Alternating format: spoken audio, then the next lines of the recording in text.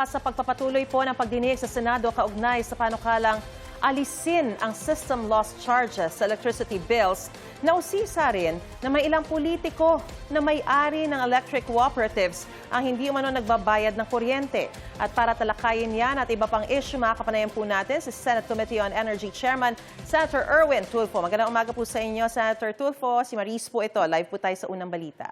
Ay, magandang umaga, Ms. Maris. Unahin na po muna natin, Senator, sa itinatakbo po ng inyong investigasyon sa system loss charges. Ano po ang tsansa na tuluyan itong matatanggal? Meron naman po, pinag-uusapan ho natin ngayon kasi kahapon napag-alaman ho natin. Ang systems loss kasi, Maris, ay dalawang klase. Yung isa, yung technical, yung po yung parang dahil po sa law of physics, nawawala po yung pagtumatakbo. Parang natutunaw bago makarating yung power sa bahay. Opo. Pero yung isang systems loss po ay yung non-technical. Yung po yung inaalis natin ngayon. Kasi nga po, na hindi umaabot yung kuryente dahil sa yung isa ay pagnanakaw o yung illegal metering, yung tampering. Yung po yun china-charge po sa mga consumer. Hindi naman po kasalanan ng consumer. Kung tutuusin, Miss Maris, losses po yun ng distribution company o ng generation company. Bakit i-charge po sa consumer? Exactly. So, ilang porsyento po nung kabuuang system loss yung bahaging yon na posibleng matanggal? Mga nasa 2%, Ms. Maris.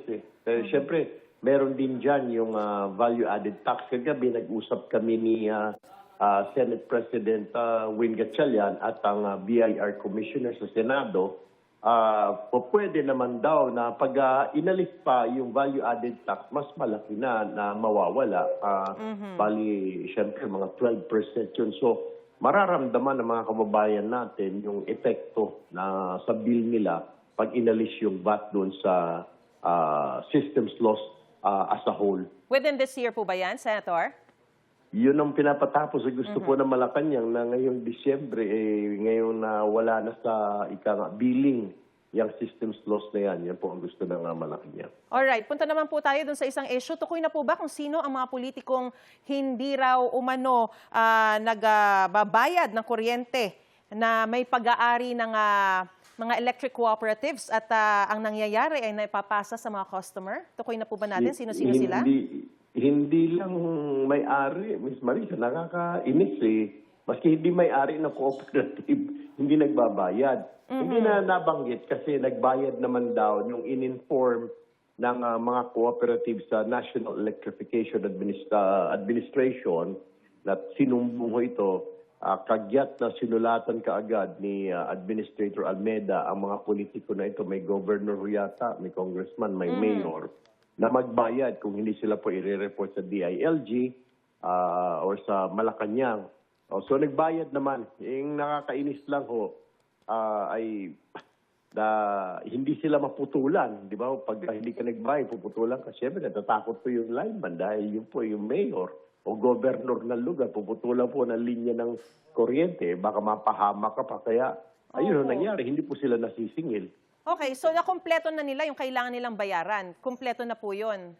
As far as base po sa informasyon ni Administrator Almeda, nagbayad naman po. Kaya sabi ko, pag naulit pa, Administrator, i-report mo sa amin dito at kami na bahala mag-imbestiga dahil ang electric cooperative, Ms. Maris, hindi naman kumikita yun Sinasubsidize pa ng gobyerno dahil na mga sa probinsya yun So, wala na po ba silang pananagutan kung sakali dahil nagbayad na sila? Ayun ang kailangan kong tanungin kay Administrator Almeda kasi ilang matagal din hindi nagbabayad yung mga yon.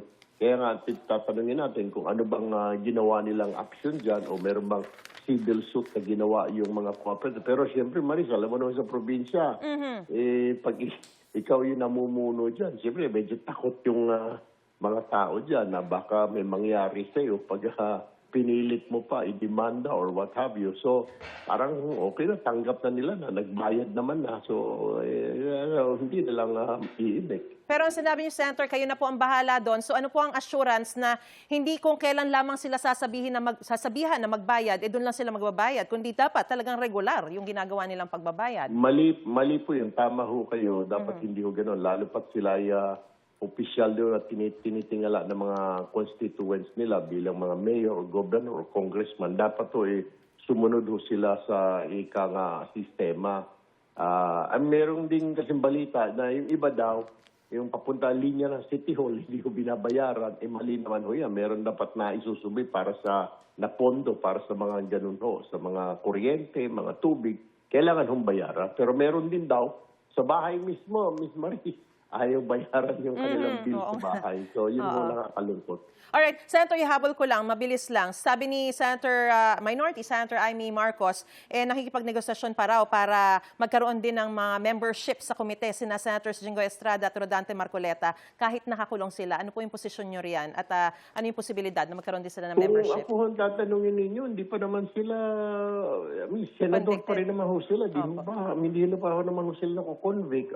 So, sa akin, sa personal kong pananaw, innocent until proven guilty. And I think ganun din po. Titignan ko lamang ho yung Senate rules. Pero ganun ho, alam ko kasi kahit yung si Senadora dati Senadora Laila de Lima, nung nakakulong ho siya, nagpa-file pa po siya ng mga bills. Member frame po siya ng komite. Yung alam po, hindi po siya nakakaboto pag may mga botohan dahil absent po siya, na nandun po siya sa kulungan. So, dapat ganoon din po ang treatment dito kay Senator Marcoleta at Senator Jinggoy Estrada. Alright, malinaw po. Maraming salamat po, Senate Committee on Energy Chairman Senator Erwin Tulfo. Magandang umaga po sa inyo. Thank you po.